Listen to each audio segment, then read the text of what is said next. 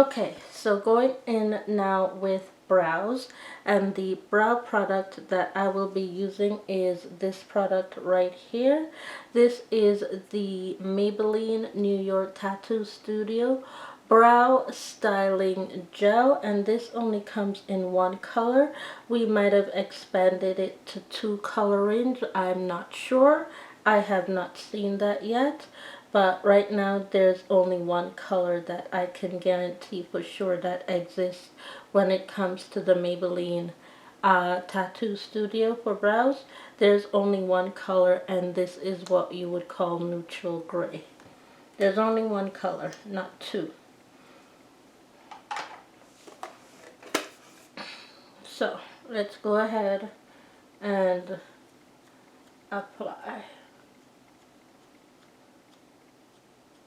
And this is why I like to do my brows first, because it gives it a gray undertoning look, and the foundation brings it back to its natural skin look. That's why I like to go ahead and do my brows first, so that I can take away the gray look after. And by the time I take away the gray look, the product has already set my brows the way that I want my brows to be set. Can put that away, and now we can go into corner number 2 and complete our foundation routine. And I'm going to use the container that the sponge is stored in order to apply the foundation. So the first foundation that I will be going in with is this one. This is the Maybelline New York Fit Me Tinted Moisturizer, and this is the shade 330. And this has a very full coverage effect, and it's actually one of my very favorite drugstore foundations. It is very, very full coverage. It is a very, very full coverage foundation. Very little of this foundation goes a very long way. Again, this is my 4th time purchasing this foundation, and this is about to be my 4th time finishing this foundation. Alright, so that is how much I love that foundation. This foundation, this is a tester product that I am testing out with Hourglass in a Revlon bottle, and this is the Revlon Color Stay Long Wear Makeup, but this is the Hourglass Tint Idol foundation inside the container. But the packaging is from Revlon, but inside the packaging is the Hourglass Tint Idol foundation. And I am testing it before it launches on the market. So, the best way that this foundation was created to do, it was created to mix with other foundations because of the fact that it has a gray undertone, and it will make your facial features have a grayish silver effect.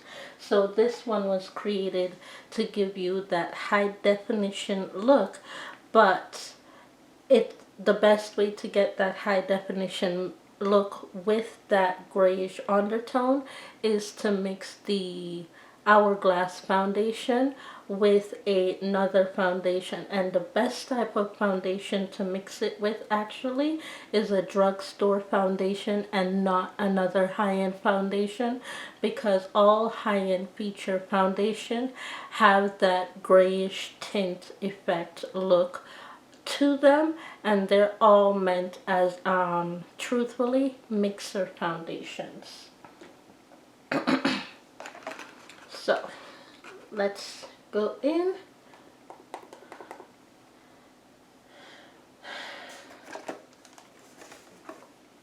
and let's apply.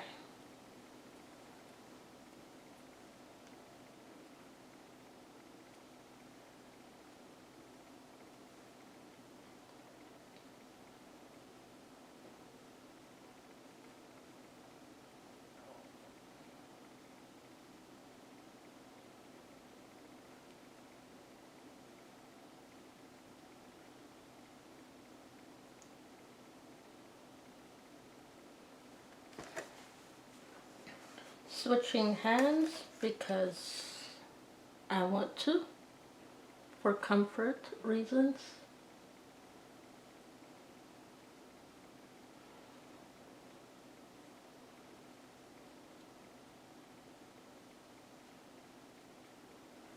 Okay, and that is that product applied. That is the Hourglass Tint Idol in the Revlon bottle, and that is the foundation in the Maybelline Factor, the tinted moisturizer, and it takes away the gray casting look. However, it gives my face a very high definition look so that I can mix and match my foundations and be comfortable to know that I can have that high definition look without that gray cast.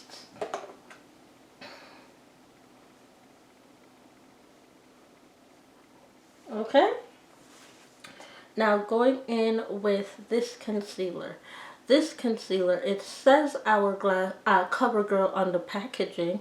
It says CoverGirl on the packaging, but inside the CoverGirl is the Hourglass concealer that I'm also testing as well.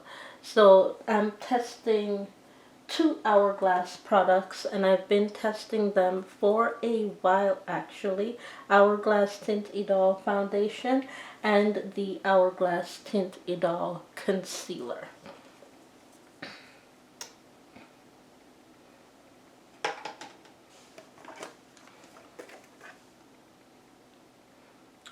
What I found with the concealer is that it is very drying to my skin, so I need that extra boost of moisturization before I apply the concealer. So it's not quite moisturizing.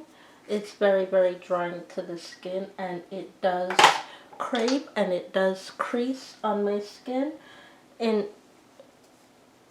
a very, very short amount of time.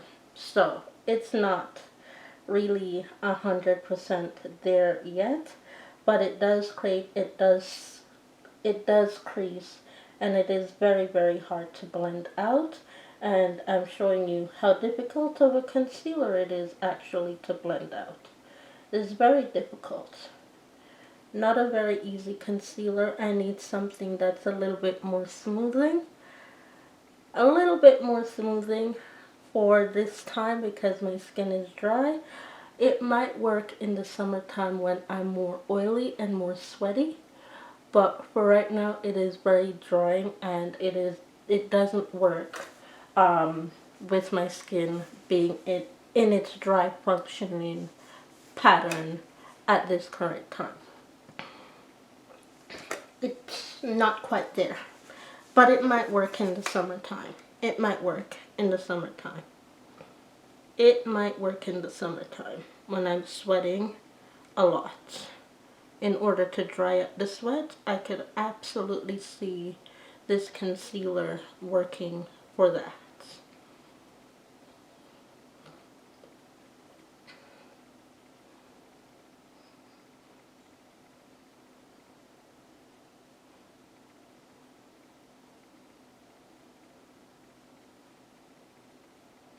It's a very, very difficult concealer to blend out even with a sponge.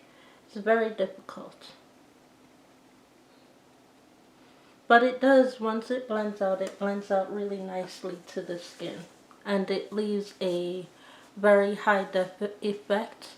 Kind of almost very 3D, but not quite that 3D effect. But almost there. Okay, so going in with this powder right here, and I'm going to be comparing it to the Hourglass Swan palette because that's what I have mentioned these three powders to do, except for this one. This one is the other two that I used as the highlight. I'm going to be using this for that in another part 3 video. Part 3. I'm looking at the timing. Part 3.